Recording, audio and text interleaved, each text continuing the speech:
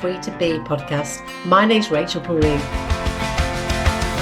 Join me as I share a weekly dose of midlife inspiration, where you get to hear from some amazing people who are leaving a trail of inspiration along the way, breaking down midlife stereotypes and proving it's never too late to find your passion and purpose. From health, happiness, mindset to menopause, reinvention to rebelling, no subject is off limits. Living a life of liberty, free to be. Free to be whatever you want to be in midlife and beyond.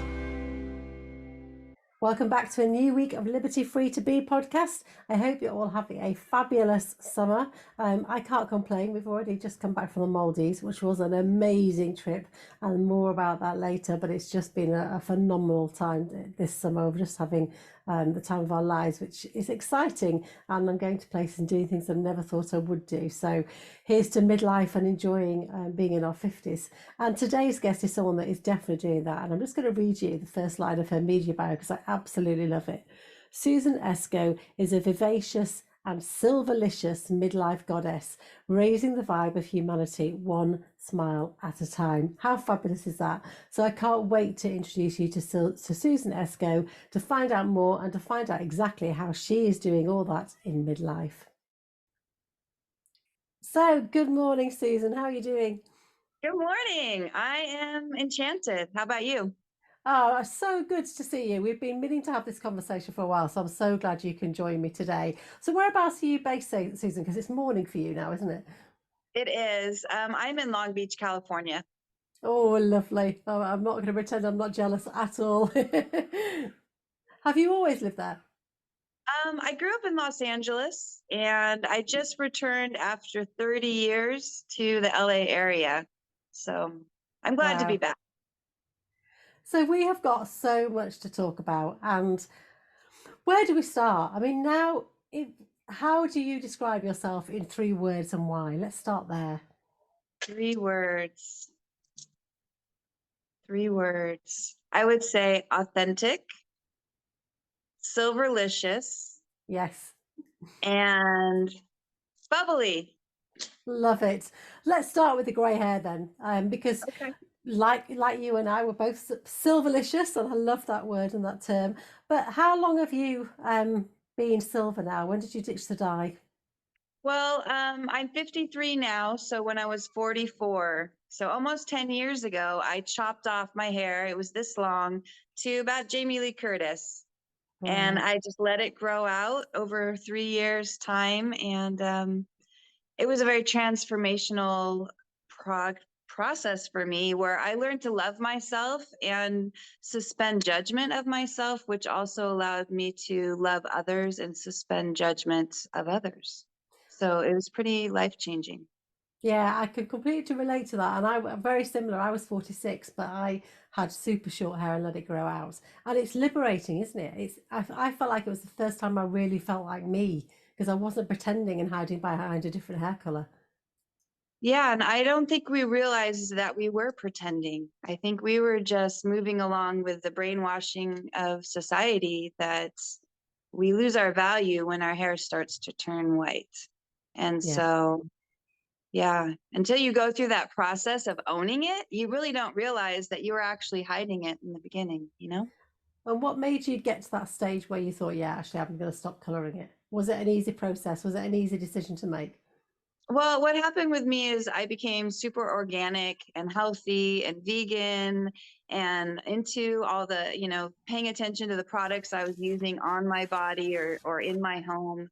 And when I realized that I was putting basically chemicals straight into my bloodstream through my scalp every 6 weeks, I was like, this has got to stop. This is the last thing that I need to do to make myself feel like I'm taking good care of me. Yeah. Yeah. So how did that evolve, that kind of whole journey evolve into the Die Free to Be Me campaign that you've launched? Well, what happened was, so over that 3 years, I, learned how to love myself. I learned how to give myself grace.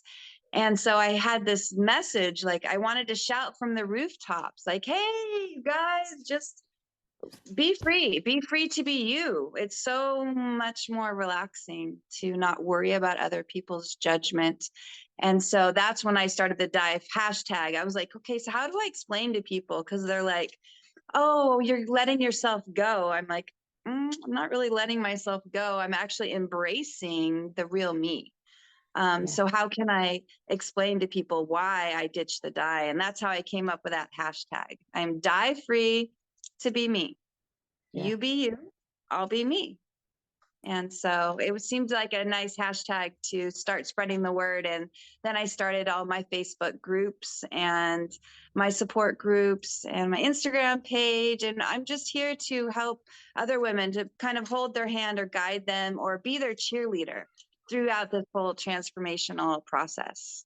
I love that. And it is about building that community, isn't it? And that sense of knowing that you're not on your own going through this. Because what I really found was other women can be really judgmental, Yep. Yeah. more than And, more than men. I give them I have compassion for them because I realize they're still in the matrix or that programming mindset of your worth is based on the color of your hair. And Yeah. silver or white is just another color on the spectrum. So yeah, who I am and embracing my natural hair color helped me, learn how to love myself and to build that confidence to feel good in my skin. So it's new to me. And something else that's new to me is that's along the same lines of being authentic is I came out about 3 years ago as a late blooming lesbian. And so when I was coming out, I was like, well, my Dye Free to Be Me brand is all about authenticity. And how can I be authentic in one area and not authentic in the other? And so, I reached deep down inside and I decided, you know what? I'm just going to keep being authentic. So I'm a late blooming lesbian. I'm building community in a whole new culture, whole new crowd, and super excited just about being me. It's all about being yourself and creating joyful opportunities. Yeah, I mean, that's amazing. And how freeing. I can't imagine how freeing that must be to completely wake up in the morning and know that you are living your authentic life now. There is nothing that you're kind of working against and being put in a box. You're free to be whoever you want to be. And I think lots of women struggle with that, whether it's hiding something that they haven't really truly been all their lives, or it's just they don't know what they want to do in midlife. How difficult was it to get to that stage to come out and say, this is me, and completely own it? Um, again, when I come back to our programming as women to be less than or feel less than or always feel like you have to prove your worth. It felt really good just to be like, this is me. So take me or leave me, I'll find my tribe. Just releasing that fear of judgment of others has been life changing in Mm. all areas of my life. I mean, even the fact of when you're in the grocery store and you might want to compliment somebody, but then you're like, ooh, maybe I shouldn't. I'm fearful. Maybe they'll think I want something from them or, I'm coming at them in a wrong way. But what we don't understand is when we release fear of judgment, the whole world opens up to us and magic actually surrounds us. So when you get that inkling that I'm learning to follow my intuition. So when I get that inkling to say something, guess what? I say it Yeah, and people can receive it the way they receive it. But I'm giving them what I feel like I need them to hear. And so what I like to do is every time I go out, I'm cheerleading all the women. I'm just like, hey, sis, nice outfit. yeah. Wow, look at those glasses. I love them. Or especially when I see silver sisters, I'm like, wow, girl, I'm digging your silver locks. And they're like, it's natural. And I'm like, I know, mine too. Yeah, It's just, I love that. And it makes them, you can see them walk off to have a spring in their step, don't they? It just they makes them do. feel so much more confident. How comfortable are you at accepting compliments? I'm comfortable now. I just say thank you, and I try to like reflect back to them something beautiful I see in them as well. And when people stop me in the community, and I'm sure they do for you a lot. It happens all the time. I just say thank you so much for Yeah. expressing gratitude to me. Like, you didn't have to do that, and I really appreciate you. Yeah. So It's something we all need to do more of, because the impact it has on somebody else's day can be huge. right. And I use the hashtag woman empowering women all the time. Like, Yeah. my goal is to just raise you up and make you feel like the goddess you truly are. Like, we need to remember our divine feminine energy. It's right there. We just need to like release it and feel good about sharing that with the world. And talking of sharing with the world, you are now in a kind of a different realm with the modeling, and you're similar to me. You came into modeling later in life. So how did that all start? Well, again, based on the Die Free to Be Me movement and message, I figured out what's the fastest way to get my message out there. And I was like, I'm a Capricorn, so I'm a multitasker. So I was like, Susan, you should just model and act. You just need to be literally a role model. Just be seen. I just want to be seen so that other women can go, wow, like, woo, she can do it. I can do it. Yes. So I always try to explain to people that modeling and acting wasn't something I ever wanted to do. It wasn't a dream of mine. It's just a platform to get my message out. There's no ego attachment. When I submit, I'm excited to get a call back. But when I submit, and then I let it go. I'm just like, Yeah. okay, whatever is for me will find me. And I guess that's the beauty of going into the model industry later in life, is that facing that rejection is not as difficult as perhaps it would have been in our 20s. Exactly. Yeah, I don't even see it as rejection. I just see it as, okay, well, I'm just happy you guys called me back, wanted to get a Yeah. closer look. What did you Yeah. do before, Susan, before modeling? What in your former life, what were you? What was your career then? I've been a speech pathologist for 25 years in private practice. And so I dipped out of that about 6 months ago. I went full-time modeling and acting here in Los Angeles, and it's a little slow to warm up. So I dipped back into speech pathology. So I'm still doing speech pathology and modeling and acting. When I get the gigs, I'll Yeah. just take some time off of work. So I'm kind of doing it all right now. Yeah, and having lots of fun. Every time I see your post, you're always smiley and happy, and I can tell that you're having such a good time in life, and that's what it's all about, isn't it? We get to this later stage in life, and we kind of stop caring less about what the people think, other people's judgments, and just do the things that we enjoy doing. Yeah, just bring joy to yourself, and then it will domino effect onto others. I do bubbling. So another one of my passions is large wand bubbling. And so that's basically creating large displays of magical bubbles for humans out in the community or in the entertainment industry for music videos, commercials, movies. That's something I discovered during COVID as a way to bring joy to people, you know? Have you So ever much seen fun. large wand bubbling? I've seen your pictures. I've not seen it out, but I have seen you do it, and I've seen your photos and reels. Looks really, I mean, it's actually quite beautiful to watch.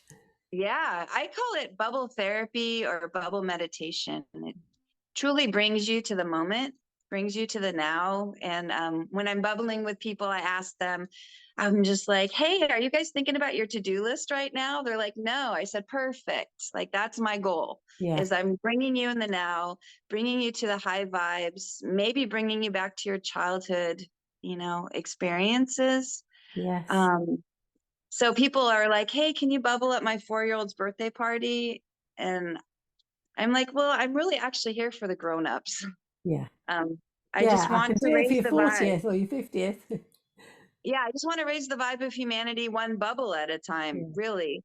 And that's something that I've discovered as a way for me to play and bring a whole bunch of different people together from different walks of life. And yeah, That's I so love it. important, is it? That word play, because I think when you do get later in life, quite often life gets kind of in the way. People have families perhaps, or they're busy working full time, or they're caring for elderly relatives. And that word play gets so often missed out of our vocabulary in our everyday life. And it's so important to stay young minded and fresh and remind ourselves who we really are. Right. And get back to who you used to be. Like I'm Yeah. also empty nested. So it's been a year and a half of me trying to remember who's Susan. Like mom's not here, but who's Susan? Yeah. And so I've really enjoyed this part of the midlife of journey of discovering who I am Yeah. now. Not who I was before the kids, but who I am now, and who do I want to be next? Yes, I feel exactly the same. And we're the same age. And I found I was dreading being an empty nester. I was dreading because I've got three kids, and I was dreading them leaving, thinking, "Oh, that's going to be," because it's like that's your role in life, that's your major role in life. And then when it's not there, it's like, "Well, who am I?" But actually, I've really had enjoyed the freedom to find out who I am, and it does feel like I'm more like my 16-year-old self now than I have been for years. Which is funny because yeah, when I met my first husband when I was 17, so I kind of had that marker for me too, like who was I before I became entangled and Yeah. enmeshed in someone else's energy. And that's funny. Yeah, I feel like the 17-year-old Susan when I was free and free spirited and excited. And I'm back there, which is exciting because people assume once you get older, you're just kind of like, "Meh." Yeah. But no, I'm like, where's the party? Let's go. What are we doing Yeah. next? I went to somebody's funeral recently, but it was somebody that had lived to 100. So actually, it was a beautiful celebration. And during it, I was sat there thinking, "Wow, I'm 53 now. I could have nearly all that life that I've had up to now again." It's amazing to think that we're living longer and we've got so many more opportunities in our 60s, 70s, 80s. I can Right. see loads of different opportunities, and it's exciting. It shouldn't be doom and gloom and okay, this is it. We've got so much to offer. Yeah. I realized when was it? Gosh, I think after the gray hair transition, I really realized that life is for creating joyful opportunities and moments. And no one's going to schedule those joyful moments for me. And I Yes. shouldn't expect to just fall into the joyful moments. So I schedule them, back to playing roles and wearing hats. We need to make sure we put on our play hat every day, at least for 15 minutes, Yeah. you know? Yeah. That's such good advice. And I really like the idea of scheduling that time in so that you know it's in the diary and that's your time to do whatever makes you happy. Yeah. I wish I would have known that back when I was raising my family Yes. Yeah. And because but hopefully having these conversations, younger generation will pick up on these and learn from what we've learned, our lessons. We can create that ripple effect. right. And one thing I like to remind the younger generation is that self-love is not selfish. Hmm. Yeah. Self-love is self-sustaining. If you don't love yourself or give yourself time to love yourself and feed your soul, then you won't have enough to love anyone else. Yeah. But Yeah. don't you think we're taught from a young age as girls, particularly, I think, that it is selfish. We're taught from a young age that we kind of almost put ourselves at the bottom of the pile and put everybody else first, don't we? That's our role. Yeah. Yeah, As provider, as caretaker. Yeah. yeah. But caretaking for ourselves first. Right. It's a priority. And I hope that I inspire women everywhere to set a timer for 15 minutes Mm. a day. Yeah. Set a timer and then do it. Do whatever that is, whatever feeds your soul, whether it's meditating or grounding on the earth or closing your eyes and, whatever it takes. Yeah. And let's talk about the kind of pro-aging attitude in particularly where you are in LA, because I can only go by the experiences we have in the UK. And it seems to me in the UK that we've got a really good sense of community now of midlife women rising up together, but we've still got a long way to go before advertising and media and fashion brands catch up with that. We're still so underrepresented. So how difficult is it to feel positive about midlife in the LA environment? Well, back to the acting part, there's a lot of anti-aging campaigns out there that cross my desk and offers for me to be an ambassador for people that I just don't take. If there's the words anti-aging Yeah, in your commercial, I'm not your gal. yeah, So it's been limiting commercial work that I can do because I won't represent a brand that tells people that you need to be against aging. Like, embrace aging. What you resist persists. If you want to spend your time fighting aging, you're gonna use all those free minutes for play, worrying and looking in the mirror and scrutinizing your wrinkles. Like, yeah, for me, the only thing that this anti-aging thing is doing for me in LA is keeping me from getting some gigs. But otherwise, I love moving through all the circles of all the women and having them inspired, by my yeah, locks. And it starts conversations. And I've never really had anyone here say anything bad, but I think it's because I roll into the room like a bright light. I think if you roll into a room with confidence, no one's gonna try to make you feel bad. yeah, absolutely. And actually, I think you going in there, owning who you are and being confident and being completely authentic yourself, it really does inspire other people and makes them think, okay, well, she looks great like that. She obviously feels good because look how the way she's expressing herself. Perhaps I can get to that place too. Right, right. And what I was going to say about, there's been a lot of diversity in castings here in Los Angeles. There's a lot of 50 to 70-year-old women castings. And I would say about 20% of them say silver hair or gray hair only. Right. So, yeah, I think the tide is turning, definitely. That's Um, really good to hear because my first modeling job, and actually I wouldn't, if it came along now, I wouldn't accept it. But when I first started, so I was 47, and my first campaign was for a Better Life healthcare company, and I was cast as the grandma. So I was 47, and because of my grey hair, I was immediately cast as a grandma, and it was advertising like healthcare aids, so bed raisers, getting out of the bath help, assistance, things like blood pressure checks. right. And it was just that kind of stereotypical portrayal of a woman with grey hair, and they just ticked that box. And Yeah. I'm now looking back, I think, gosh, I wouldn't do it now because they should have got a 70-year-old or an 80-year-old to play that part, not a 47-year-old. Yeah. Right. Yeah, I think I'm not getting a lot of gray hair castings because I don't look like that quintessential Yes, grandma. yeah, I think they're gonna have to start catching up with the fact that there's 30-year-olds with gray hair out there, and it's okay. Um, yeah, like I said, hair color does not dictate your worth or value in society. Although it does, but it shouldn't. yeah. You know what I mean? No, you have to Yeah. keep banging that drum.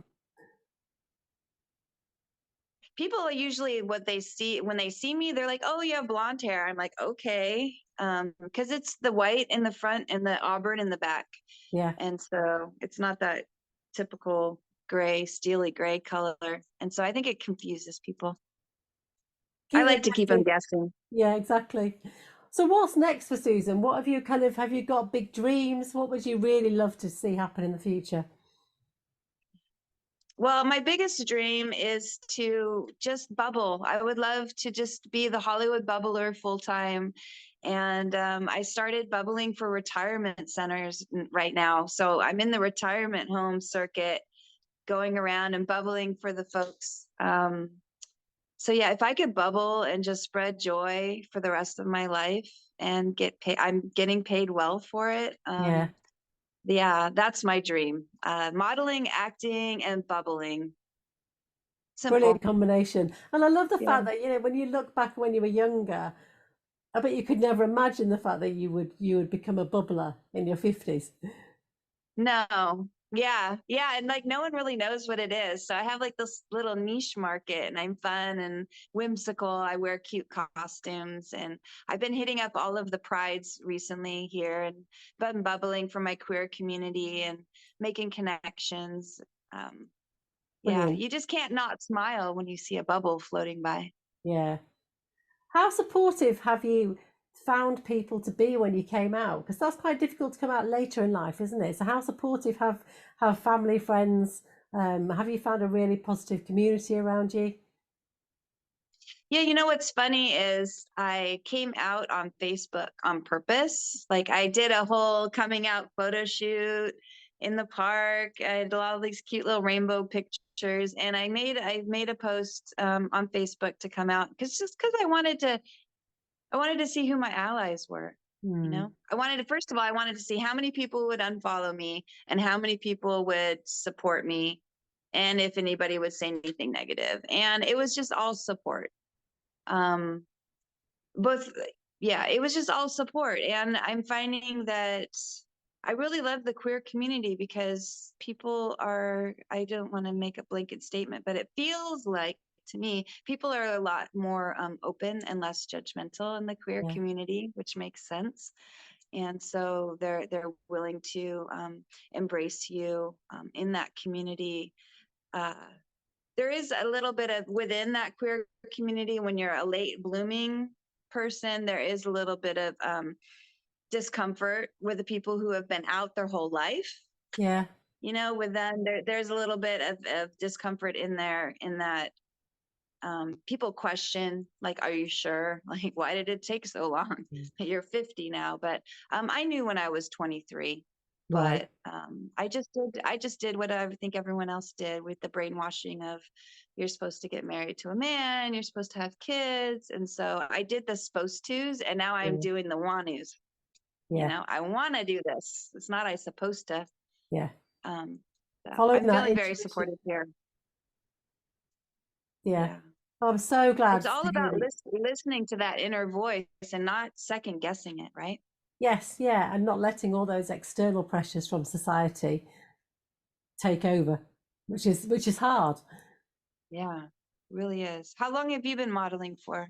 I started when I was 46, so I'm now 53, so 7 years. Yeah, Okay, yeah, and very I nice. love it, and I do really enjoy doing it. But I would never have thought about doing this when I was younger. I wouldn't have had the confidence. So it's interesting to do it later in life. Yeah, I really appreciate you and what you're doing with the body positivity and all the lingerie. Oh my gosh, you're super inspirational for me. I Thank you, thank you for that. Susan. Thank you. Really appreciate that. So, my last question that I ask all my guests, because my new podcast branding is Liberty Free to Be. So, what does Mm, free to be mean to Susan?